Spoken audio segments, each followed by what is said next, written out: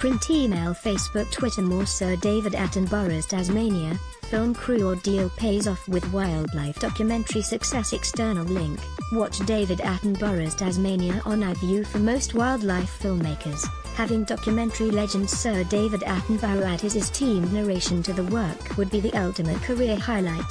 For Chilean-born Max Moller, whose company Black Devil Productions helped co-produce the documentary, Sir David Attenborough's Tasmania, which aired on the ABC on Sunday, the achievement was such that he promptly retired from wildlife filmmaking, having hit the bullseye on his first attempt. Mr. Moller, who had previously done work for producer Stephen Dunleavy on Sir David Attenborough's Natural Curiosities series, flew to the UK in an attempt to woo the legendary naturalist in person. Years later, with the film in the final edit stage, Sir David liked what he saw and agreed to narrate the documentary, but getting the film to that point was not easy. Not only did the camera crews have to contend with Tasmania's cold and rain, there were the animals themselves, many who did not take kindly to curious humans in their habitat. Jack jumprans, the venomous species which feature in the film, were particularly grumpy about the uninvited guests.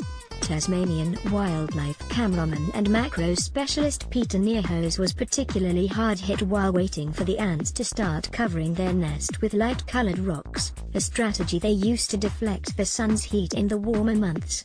Mr. Moller said he also had a run-in with biting ants while filming an echidna foraging for food. Despite trying to stay clear, Mr. Moller said he would get distracted and step or sit where he was not wanted. "I was bitten badly. It was painful, tears coming out," he said. "You start walking or sitting on the ground, and the little buggers start biting."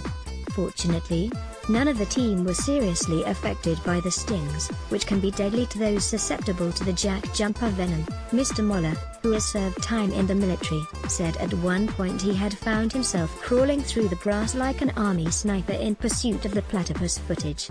Weeks and months of waiting and waiting, full army gear, behind the bushes in silence, Mr. Moller said. Other scenes which lasted seconds, or maybe minutes, could involve camera crews spending months in remote areas, carrying 20 or 30 kilos of gear through terrain in pursuit of a moment. Mr. Moller said, the production relied heavily on the work of other filmmakers, with Mr. Moller keen to share the love, giving high praise to the work of Nick Hayward and Simon Plowright of Wild Creature Films, who managed to film Tasmanian devils inside the den.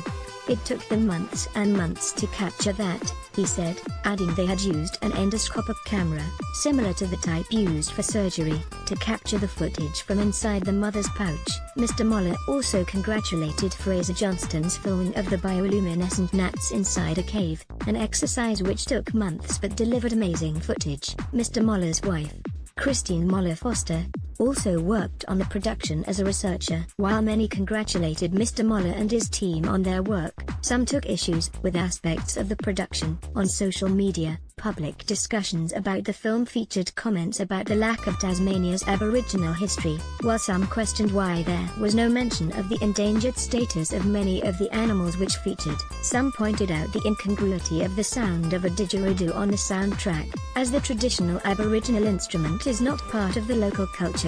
Mr. Moller, who arrived in the state in 2000, said he wanted to make a wildlife film with no political agenda.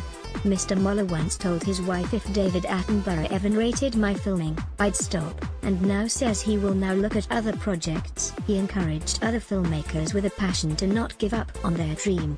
"If you can convince yourself you can do something, you can convince others," he said. David Attenborough's Tasmania is available on iView until July 3rd. Print, email, Facebook, Twitter.